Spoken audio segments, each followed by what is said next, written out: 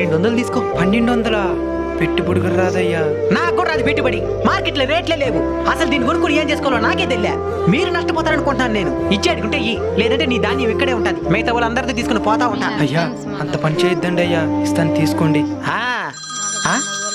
ఈ టైంలో ఎవరు ఫోను?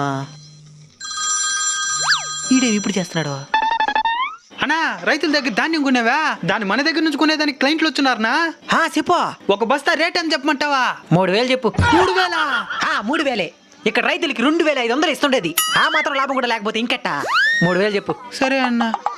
మంచికి కాలమే ఉండేదిలే. ఇనేనవా?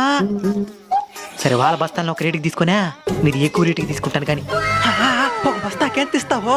వాళ్ళందరికి 1200 కదా. నువ్వు 1205 రూపాయలు తీసుకో.